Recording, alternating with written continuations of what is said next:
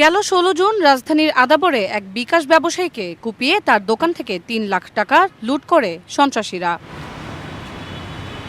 এই ঘটনায় ১৭ June police অভিযান চালালে ছিনতাইকারীরা তাদের ওপর হামলা চালায়। পরে পুলিশের পাল্টা গুলিতে ২ ছিনতাইকারী আহত হয় এবং ৪ জনকে গ্রেপ্তার করা হয়। একই ঘটনায় র্যাব এক্সেল বাবু ও কবজিকাটা আনোয়ার গ্রুপের ৬ সদস্যকে গ্রেপ্তার করে। আরো দুজন ছিনতাইকারীকে এরই ধারাবাহিকতায় ২০ জুন ওই গ্রুপের আরেক সক্রিয় সদস্য সোহেল ওরফে মাওরা সোহেল এবং তার ২ সহযোগী সুমন ও রাসেলকে বিদেশি অস্ত্রসহ গ্রেপ্তার করেছে র্যাব ২। সন্ত্রাসী ও ছিনতাইকারী সোহেল ওরফে মারো সোহেলকে এবং বসিলা রোড সংলগ্ন মেট্রো হাউজিং এলাকা হতে ২টি সামুরাই, একটি চাইনিজ কুড়াল সহ ছিনতাইকারী মোহাম্মদ শফিকুল ইসলাম সুজন, মোহাম্মদ রাসেলকে গ্রেপ্তার করেছে র্যাব ২। ২৩ জুনকে কেন্দ্র করে কেউ নিরাপত্তা বিঘ্নিত করার চেষ্টা করলে তাদের বিরুদ্ধে কঠোর ব্যবস্থা নেওয়া হবে বলেও জানায় র্যাব। ২৩ তারিখকে নিয়ে কোনো আইনশৃঙ্খলা বাহিনীর প্রতি কোনো ঝুঁকি সৃষ্টি করতে চায়, তারা কিন্তু ঝুঁকির মধ্যে থাকবে। গ্রেপ্তার সোহেলের বিরুদ্ধে ১৪টি মামলা রয়েছে।